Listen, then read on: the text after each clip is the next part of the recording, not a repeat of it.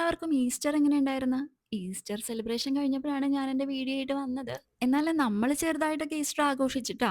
അപ്പൊ ഫുഡ് ഇന്ന് ഉണ്ടാക്കുംന്ന് തലേദിവസം പ്ലാൻ ചെയ്ത് വെച്ചിട്ടുണ്ടായിരുന്നു. ചെമ്മീനും വാങ്ങി വെച്ചിട്ടുണ്ടായിരുന്നു. അങ്ങനെ നമ്മളെല്ലാവരും കൂടി ചെമ്മീൻ ബിരിയാണി ഉണ്ടാക്കുന്ന രംഗമാണ് ഇപ്പൊ നമ്മൾ കണ്ടുകൊണ്ടിരിക്കുന്നത്. പിന്നെ ഇതിലെ മെയിൻ ആയിട്ടുള്ള ട്വിസ്റ്റ് എന്താന്ന് പറഞ്ഞാല് നമ്മുടെ വീടിന്റെ ഫ്രണ്ടിൽ തന്നെയുള്ള ഒരു പുതിയ വീട് വാങ്ങി പുതിയ താമസക്കാർ വന്നിട്ടുണ്ട്.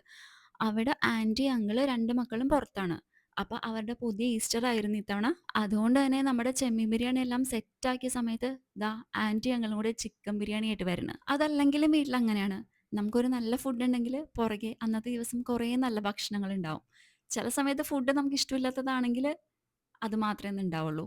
അപ്പൊ നമ്മൾ എന്താ ചെയ്തതെന്ന് വെച്ചാല് സ്നേഹത്തോടെ ആ ചിക്കൻ ബിരിയാണി ഇങ്ങോട്ട് വാങ്ങിയിട്ട് നമ്മുടെ ചെമ്മീൻ ബിരിയാണി അങ്ങോട്ടേക്കും കുറച്ച് കൊടുത്ത്. അതല്ലേ ഒരു മതസൗഹാർദ്ദം. അങ്ങനെ ഫുഡ് എല്ലാവരും കഴിച്ച്. പിന്നെ നമ്മൾ നേരെ പോയത് ന്യൂക്ലിയസ് മോളിലേക്കാണ് ഒരു മൂവിക്ക് ബുക്ക് ചെയ്തിട്ടുണ്ടായിരുന്നത്.